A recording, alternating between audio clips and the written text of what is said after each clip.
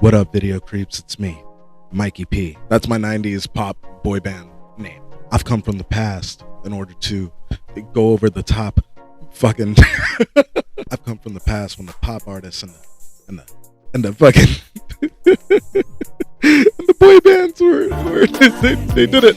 They were doing it. I can't do it. I'm sorry. I'm trying to be Mikey P for you guys. I can't do it. But what I can do is we can take a trip to the past. Now, I grew up reading Rolling Stone magazine. And when I did that transition, like I remember feeling like I'm like, ooh, look at me. I've matured. I was a big alternative press reader. And I got old enough and I was like, I'm too old for fucking alternative press. I need Rolling Stone. And somehow now I for music news, I just go to Pitchfork. But I was on Rolling Stone, which I never do because I don't love them anymore. And I came across this article that was going over the top 50 pop songs of the 90s. Now this is a wheelhouse that I know. Even though I didn't seek out to listen to a ton of Backstreet Boys, here I am knowing a bunch of Backstreet Boys. The creep knows pop. So I decided to dress myself like I could be on a stage and sing you a song. I will go over these acts and I'll tell you just what I thought about these songs and if I think that they deserve to be on this list or not. All right, up first we got Beck with the song Loser. I am not gonna lie, I have never liked this song. I know, how could I not like it, right? Fucking in the time of chimpanzee, I was a monkey. I don't have a vendetta against this song or anything like that, but it was never a track that I put on a playlist. That's not to say that I don't enjoy Beck. There's one song of Beck's that I enjoy quite a bit. Even though it's off his Midnight Vultures record, which I know everybody hates and shit. I love it. The song Deborah, where he's talking to a girl and he's like, I want to get with you. And your sister. I think her name was Deborah. I like that shit. It's not Beck's strongest song for me. So at 20, not for me. Up next at number 19, we got Whitney Houston featuring Faith Evans and Kelly Price. Heartbreak Hotel. Not even close. If this was on my top 20, I wouldn't even think of this song. And I love Whitney Houston. I get mad that motherfuckers don't know how she died and shit. Speaking of dying, today, I'm filming this on the day that Paul Rubens passed away. That makes me very sad. Fucking rest in peace to the rebel himself. All right, at number 18, we have Garbage Queer. I also don't care about this song. This list is turning into a list that I'm hating. All right, we changed the list because fuck that list. All right, at number 20, we got Hanson with Bop. Which, man, do I remember the song being fucking just flyer than fly. This song got played. But not me, man. That wasn't my brother's trio. I was a Lawrence Brothers kind of guy. If the Lawrence Brothers learned how to play music and they made fucking Bop, I'd probably be biased and would have loved that. At number 20, we have Beastie Boys Sabotage. I feel like it took me so long to appreciate the Beastie Boys for what they were. I don't know. It took years. And then I learned that they used to be a punk band. And then I heard that album. And then from there, I just all of a sudden really enjoyed the Beastie Boys. Metallica's Enter the Sandman. I would say that this was a formative song. As far as when I got into music, when you cross that threshold of okay, now it's no longer just music that's being played around me. Now it's music that I personally enjoy. I remember the bands that did that for me were Blink-182 and then No Doubt. My sister Carmen gave me a Tragic Kingdom fucking CD and I was off to the races from there. But I'd found K-Rock after that, and Enter the Sandman and Metallica was right around the corner. So would I say that I'd say it's an influential song for the 90s for sure. So sure. So far I like this list a lot. Ooh, Destiny's Child, Say My Name. Ooh, that's yeah, when I think 90s, I think that deserves to be on a list for sure. If no one is around you, say Destiny's Child, Say My Name deserves to be on a top 20 list from Spinditty. Plus, it was the start of Beyonce, right? that's important. Fucking people love Beyonce. I don't love Beyonce, but people are out there and they're loving her every day. One guy, my friend Jay-Z, he fucking he loves Beyonce. Biggest fan I know. MC Hammer's You Can't Touch This. It would not be on my personal top 20, though it was a part of you hear that song, you do think the 90s. So I guess that deserves to be there. I remember when I went through my trips phase in high school where I was wearing like big like UFO pants and shit. Thought it looked so cool. Nah, they do look cool. And every once in a while I dabble with the idea of like, maybe me at 35. But MC Hammer, he was on that trip wave way before, so you know, that's good. Number 15, we got Red Hot Chili Peppers, Under the Bridge. What a wonderful, wonderful, wonderful song. I do wish that this was more pop-centric, because I think the Chili Peppers are a very, very smart band. And my partner Jess is actually a really big Chili Peppers fan, so I've gotten to learn a lot about the history behind that band and like the lead singer and shit. And it definitely feeds into making the music even better. So to see them represented on this list, that's pretty fucking cool. All right, this next one is fucking confusing. I'm confused by it. I'm gonna come right out and say it, because we got at number 14 Mariah Carey, which makes total sense to me. But the song is "Vision of Love." Are you out of your mind? We're talking all time here, and of course Mariah Carey deserves to be on there. I've spoken about my relationship with Mariah Carey. We have a history. But Vision of Love, like, number one, if I had to pick, it'd be fucking Honey or Always Be My Baby, right? Like, those are, come on. But Vision of Love, there was some bias that happened here. Someone was like, I love that song. That is her best song. I'm in charge of the list. Suck a dick, bro. At number 13, we got some hip hop making the list. We got Nothing But a G Thing by Dr. Dre and Snoop. Yeah, sure. Again, not the song that I personally would choose to represent the 90s, like the for me anyway, right? I guess that's why this is a subjective list. But not at number 13, like fucking Nothing But a G Thing. Like, there's just so many songs that I think outrank this song, even though Nothing But a G Thing is a great fucking song. That's not the one, son. Okay, now this feels right. Coming in at number 12, we got Alanis Morissette with You Oughta Know. Sure. She's one of the big dogs. I think 90s, I definitely think Alanis Morissette. Though admittedly, I'm more of a hand in my pocket kind of guy. I do prefer that song.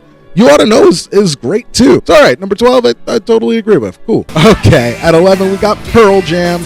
Of course, Pearl Jam would show up on this list. And honestly, no hate to Pearl Jam. Pearl Jam's a band that I never had to get into. Like, I never had to go and find a Pearl Jam album. I never had to seek out Pearl Jam music, because Pearl Jam sought me out. Like, I gotta say, like, I've LimeWired, been on the Pirate Bay stealing music and shit. I've done it.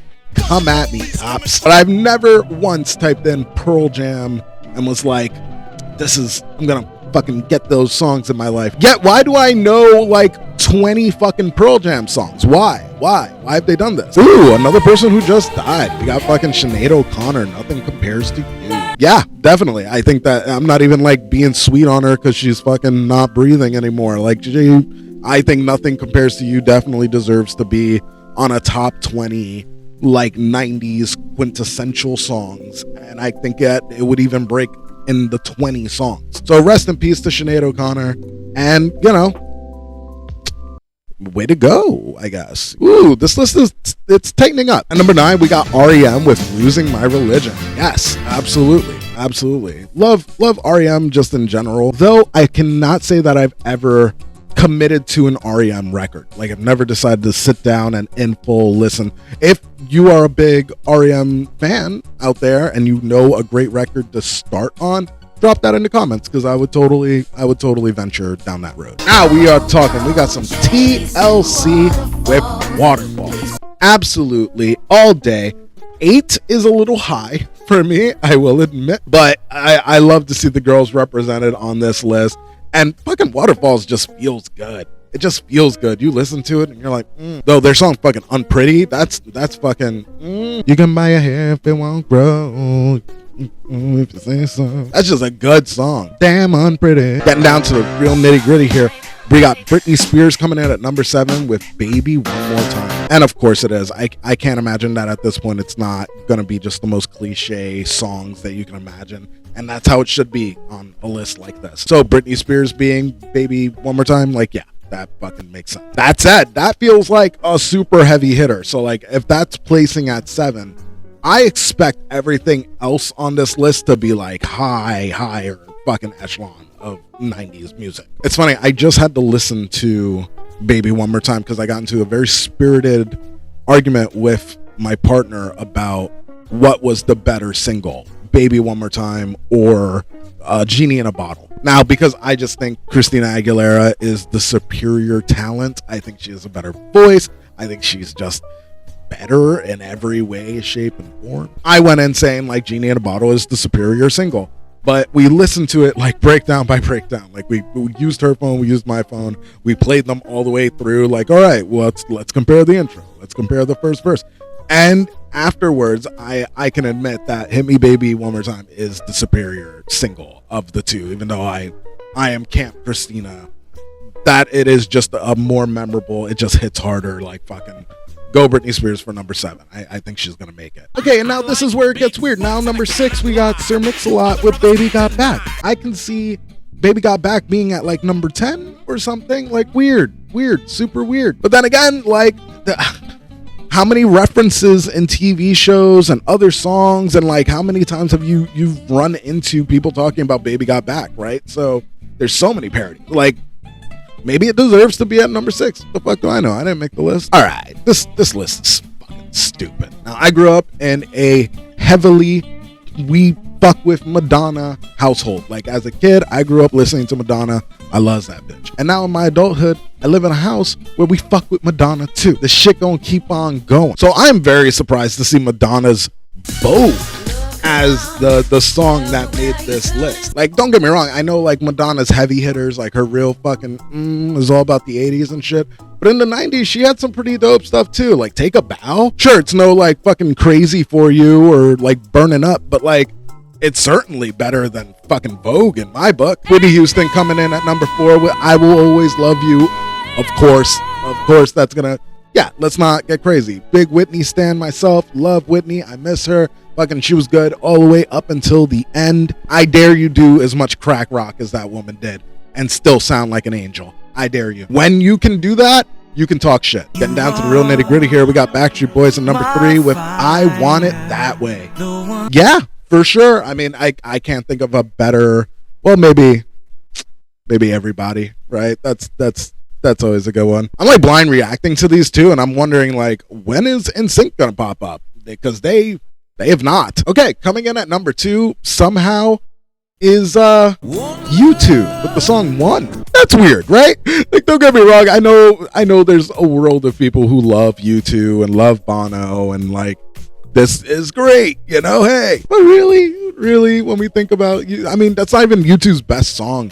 That came out in the 90s nonetheless. I really like that era. I'm not a big like U2 fan in general, but I did like the era like early in their career where they had more of a like post-punk sound. Like I enjoyed like New Year's was a good one. Fucking it's good stuff for a short period in time, and then overstayed their welcome for, well, they're still doing it. And at number 1, we got Nirvana with Smells Like Teen Spirit. It's not that I don't love this song. I do. Smells Like Teen Spirit is fucking great.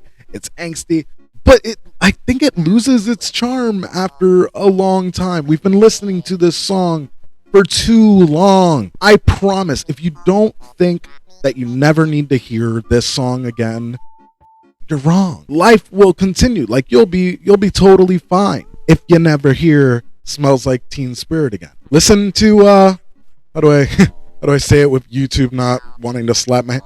Listen to R Word Me or fucking Heart Shaped Box. There's so many fantastic Nirvana songs that like we just don't talk about because everyone wants to suck the dick of Smells Like Teen Spirit, and I don't get it. All right, so that's Spinditty's little list. I don't agree with this list.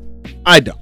In fact, I might even make my own list and return to this little endeavor because this was bias.